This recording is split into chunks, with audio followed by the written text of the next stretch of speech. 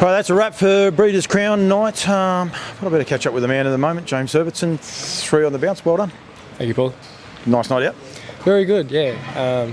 A lot of really top horses and in their age groups, and they've just been great to drive, and they've looked after me tonight, that's for sure. We'll start at the end if you like. Let her roll just then, which was brilliant. Nice way to cap off a night, actually.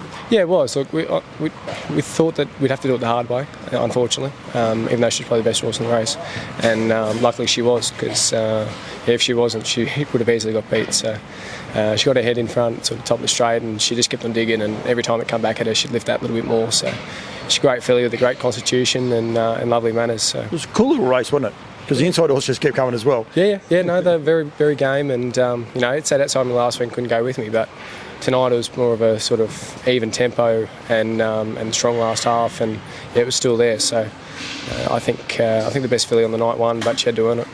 Kiss was outstanding.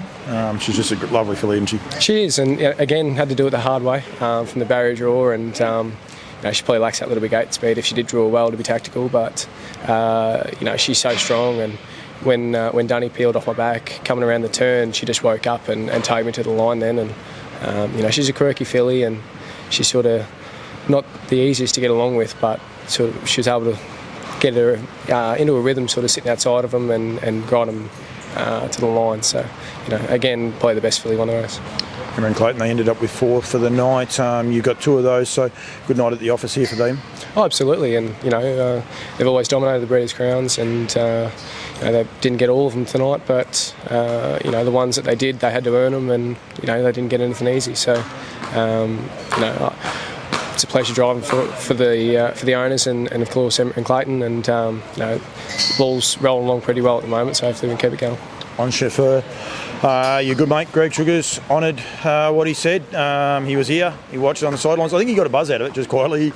He was beaming straight after the race, but he almost announced himself tonight to say, look at me, didn't he? Yeah, he did, and they call him King for a reason, so Greg reckons the sun shines out of his rear end, I think. He does. Yeah, I wasn't too sort of worried before the race.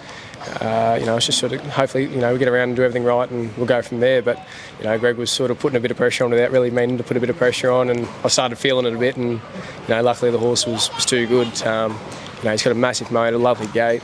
It's just great to sit behind, and he's probably a little bit more professional tonight than he was at Bendigo, and I think it showed. And to their credit, Greg's been away for the week. Jess is in charge. She's doing everything. Craig and Punchy are there now, and they're a great team. I think they're really going to go. They've been setting a high standard, but I think with the team they got there now, that standard's going to rise again. So you've got some great horse people there, and it's just a pleasure to be able to jump on, and unfortunately Gregory was on the sidelines. I don't think you get back on next start though. I'll just give you the heads up when that is, but I like your chances of getting back on. No, I said to him that's probably my last drive on him, isn't it? He said yep. He does love you, mate. Well done. What's it mean? A night like this, it's got to be pretty special. I know they're not Group 1s, unfortunately now, but still, they are still Breeders' Crowns, and you've won 3 of them.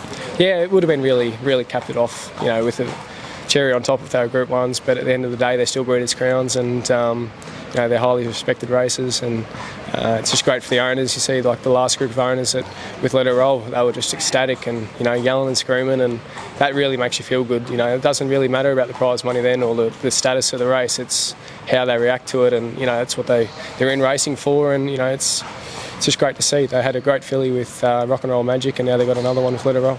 The guys with Kiss was the same thing. They don't care about prize money or nothing. They got the trophy. They weren't letting that go. And then you have Pat Driscoll, and he was exactly the same. He held on to that trophy, was as proud as anything to win it. So it does mean a lot. Mate, well done. Thank you very much, Paul.